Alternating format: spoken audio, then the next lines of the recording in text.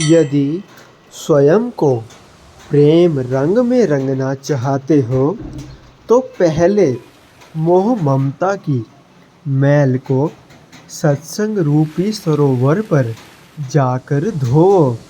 जय सच्चिदानंद जी। आज का शुभ सत्संग 21 मार्च दिन शनिवार।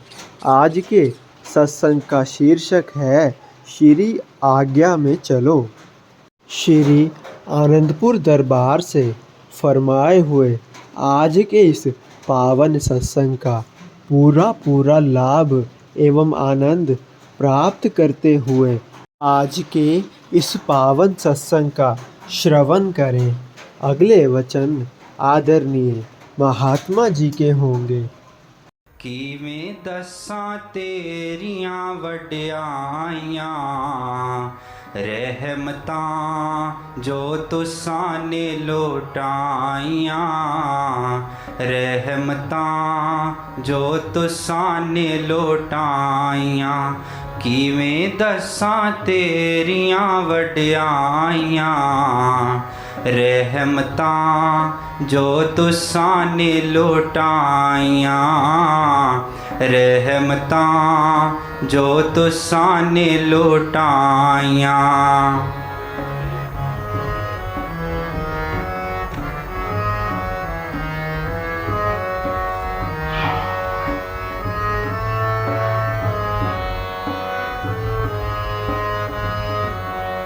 दिखांदे हो रस्ता तुसी निज घर दा तेरे एक इशारे ते जीवन चलदा।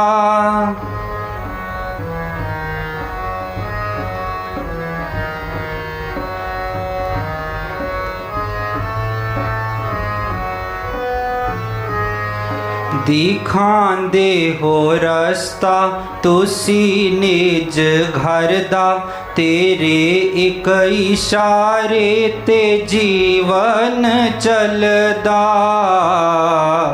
जग दियां होशां भुलाइयां जग दियां होशां भुलाइयां रहमतां जो तुसां ने लोटाइयां रहमतां जो तुसां ने लोटाइयां किवें दसां तेरियां वड्याइयां रहमतां जो तुसां ने लोटाइयां रहमतां जो तुसां ने लोटाइयां।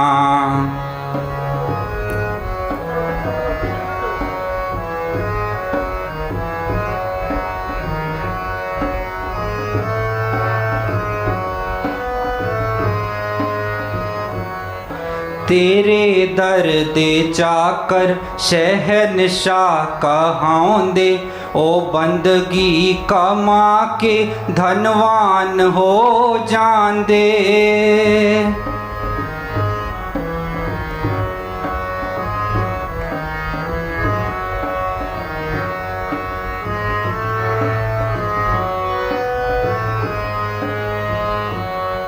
तेरे दर दे चाकर शहनशाह कहाउंदे ओ बंदगी कमा के धनवान हो जांदे। ओ ना उत्ते रहमतां लुटाइयां रहमतां जो तुसां ने लुटाइयां रहमतां जो तुसां ने लोटाइयां किवें दसां तेरियां वड्याइयां रहमतां जो तुसां ने लोटाइयां रहमतां जो तुसां ने लोटाइयां।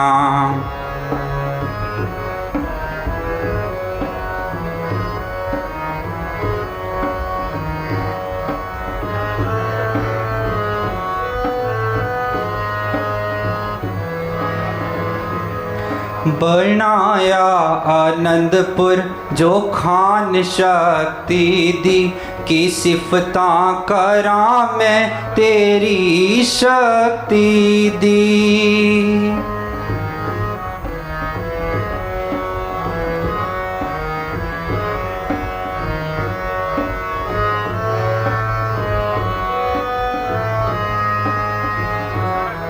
बनाया आनंदपुर जो खान भक्ति दी, की सिफतां करां मैं तेरी शक्ति दी।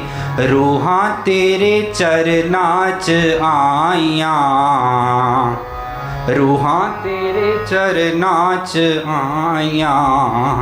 रहमतां जो तुसां ने लौटाइयां, रहमतां जो तुसां ने लौटाइयां। किवें दसां तेरियां वड्याइयां, रहमतां जो तुसां ने लौटाइयां, रहमतां जो तुसां ने लौटाइयां।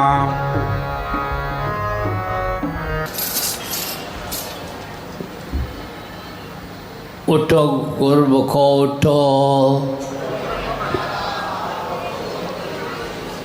श्री गुरु महाराज जी का हुक्म है, गुरमुखो उठो। श्री गुरु महाराज जी का हुक्म है, गुरमुखो उठो। आप प्रगटे इस जगत में जीव काज सवारने, शब्द नाव बनाई सुंदर दुखित जीव उबारने। नम्रता और दीनता से भेंट प्रभु जी लीजिए, मैं हूँ शरणागत तुम्हारी, दास अपना कीजिए। अपने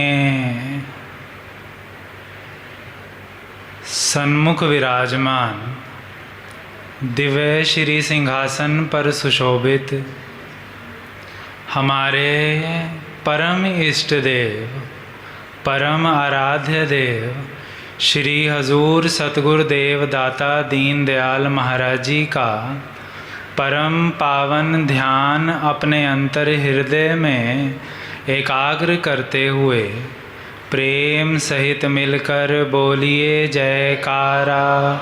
बोल मेरे श्री गुरु महाराज की। गुरुमुखो, ये हमारे परम आराध्य देव, प्रातः स्मरणीय जगत वंदनीय श्री श्री 108 श्री परमहंस दयाल जी महाराज जी की, श्री परमहंसों की एवं हमारे श्री हजूर सतगुरुदेव दाता दीन दयाल महाराज जी की असीम रहमत है। बोल मेरे श्री गुरु महाराज। इस नज़ारे की महिमा का वर्णन करते हुए एक प्रेमी लिखता है कि नव संवत की पावन वेला में खुशियाँ ही खुशियाँ छाई हैं। नव संवत की पावन वेला में खुशियाँ ही खुशियाँ छाई हैं। श्री सतगुरु जी की दिव्य दृष्टि से हर जीवन में ज्योति समाई है। मन बसे पावन श्री चरण कमलों में, मन बसे पावन श्री चरण कमलों में, गुरमुख की ये असल कमाई है। आज के इस शुभ अवसर की, शुभ नव संवत की सभी गुरमुखों को लाखों लाख बधाई है। जयकार। बोल मेरे श्री। अभी हमने पावन श्री वचनों में श्रवण किया कि यह नववर्ष गुरुमुखों के लिए कितना महत्वपूर्ण है। ये महापुरुषों की असीम रहमत है कि यह अवसर, यह पावन पर्व हमें इस श्री आनंदपुर धाम में महापुरुषों की इस भूमि पर मनाने का, उनके पावन चरण कमलों में मनाने का अवसर प्राप्त हो रहा है। ये महापुरुषों की गुरुमुखों पर विशेष अनुकंपा है, उनकी बख्शीश है। अब हम बाहर नज़र डालें तो संसार में क्या हम अभी देख रहे हैं कि प्रकृति अभी अपना परिवर्तन कर रही है, कि पत्ते पेड़ों से झड़ रहे हैं और मौसम बदल रहा है। ऐसे ही महापुरुष हमें प्रेरणा दे रहे हैं कि गुरुमुखों का क्या कर्तव्य है कि वह अपने मनमति को छोड़कर गुरुमति को धारण कर लें। जैसे अभी पावन वचनों में वर्णन हुआ कि गुरुमुख का केवल एक ही कर्तव्य है कि वो अपने सतगुरु की आज्ञा में चले। जो भी सेवा करे वो अपने सतगुरु की आज्ञा में रहकर सेवा करे। अब हम सब जानते हैं कि महापुरुष जैसे प्रेरणा देते हैं, वैसे ही प्रकृति भी मनुष्यों को प्रेरणा देती है कि हमारे अंदर जो विकार हैं, जो मन की चंचलता है, उससे हमें परिवर्तन करने का अभी समय है कि विकारों को छोड़कर गुरु नाम को पकड़ें। मन की चंचलता को छोड़कर, मन के संकल्प विकल्पों को छोड़कर अपने सतगुरु की आज्ञा को पकड़ने का समय है, क्योंकि आज्ञा ही है जो गुरुमुखों का कल्याण करने वाली है। आज्ञा ही है जो हमारी आत्मा को उस परम पिता परमात्मा से मिलाने वाली है। आज्ञा ही है जो महापुरुषों की हमें प्रसन्नता दिलवाने वाली है। अब महापुरुष हमें ये हिदायत करते हैं, ये ज्ञान की बख्शीश करते हैं कि किस प्रकार हम जो ये नाम जपते हैं, ये विकार कैसे दूर करता है, कैसे हम अपने निज घर तक पहुंच सकते हैं, कैसे हम इस संसार में रहते हुए जो हमें अड़चनें आती हैं, चाहे वो व्यवहार की हों, चाहे दुख सुख हों, उनसे हम कैसे पार कर सकते हैं। एक बार एक संत जी के आश्रम में सत्संग का प्रोग्राम चल रहा था। संत जी के पावन चरण कमलों में संगत बैठी हुई थी। अब जैसे ही सत्संग की समाप्ति हुई तो बाहर घोर अंधेरा हो चुका था। अब जैसे ही संगत बाहर की तरफ जब जाने लगी तो उसमें से एक छोटा बच्चा संत जी के पास आ गया और विनती करने लगा, महाराज जी बाहर तो बहुत अंधेरा है, मैं घर कैसे पहुंचूंगा और इस अंधेरे को कैसे हटाया जाए।